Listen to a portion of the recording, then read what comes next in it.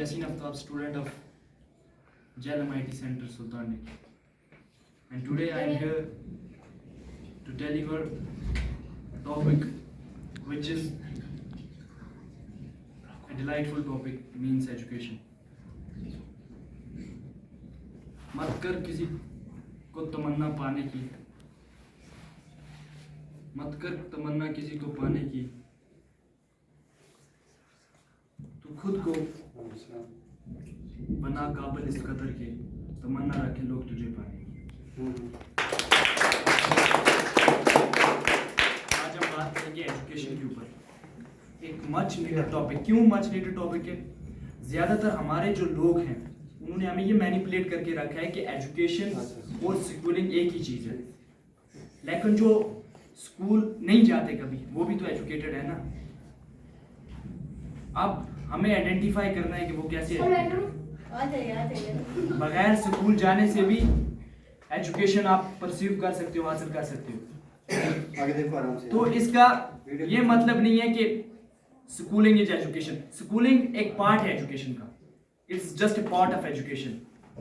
लेकिन आपकी जो एजुकेशन स्टार्ट होती है ना, जब से आप बर्थ दुनिया में आते हो तब से आपकी एजुकेशन लर्निंग का प्रोसेस स्टार्ट हो जाता है। एक रियल लाइफ एग्जांपल दूंगा, सोनम वांगचुक की, सोशल एक्टिविस्ट है वो। उसने 9 साल तक स्कूल का चेहरा तक, फेस तक नहीं देखा, लेकिन वो इतना अच्छा बंदा है, इतने अच्छी कम्युनिकेशन स्किल्स की उसके ऊपर डिमांड है। वो कहता था कि उसके टाइम पे जो बच्चे थे वो स्कूल जाते थे, लेकिन वो रियल लाइफ में लर्न करता था। कैसे? वो प्रैक्टिकल खेतों में जाता था।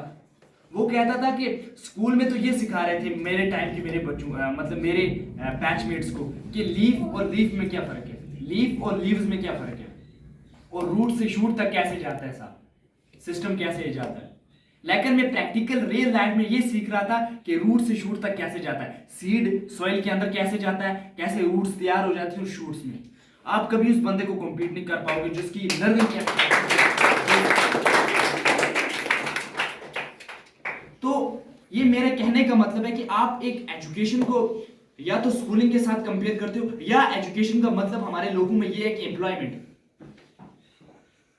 एजुकेशन एक इनलाइटनमेंट है। Enlighten means leads to empowerment. Education का डायरेक्ट मुद्दा और मकसद ये है कि एक इंसान का दिमाग को जिंदा करना। अगर आप स्कूलिंग जा रहे हो, आप परसीव कर रहे हो, डिग्रीज ले रहे हो, लेकिन आपके अंदर बेसिक ह्यूमन राइट्स नहीं है, आपके अंदर ह्यूमैनिटी नहीं है, आपके अंदर एक काइंडनेस हार्ट नहीं है, तो आप ये मत कहो कि आपकी स्कूलिंग से आपने एजुकेशन परसीव कर ली, आपने एजुकेशन परसीव नहीं की। उसके बरक्स अगर आपके पास एक अच्छे एडिकेट्स हैं, अगर आप एक सोसाइटी में एक अच्छे बंदे हो, आपके अंदर एक अच्छे मैनर्स और एक अच्छी क्वालिटीज हैं, आप ये जानते हो कि अगर ये बुजुर्ग है, इसके ऊपर कुछ कुछ चीज उठा के वो चल रहा है, वो ज्यादा भारी है, इसको मैं लेके चला जाऊं, तो आप एजुकेटेड हो।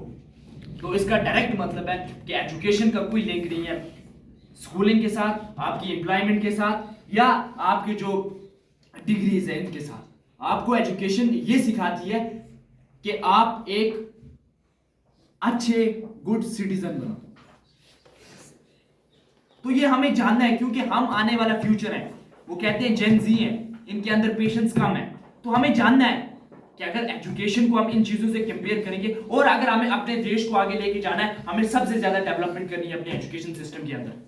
और एजुकेशन सिस्टम के अंदर डेवलपमेंट कैसे होगी? जब आप जैसे यंग इनोवेटर्स, आप जैसे यंग फ्यूचर जो इंडिया के हैं, ये जब अपने अंदर सोच लाएंगे, सब चीजें माइंडसेट की।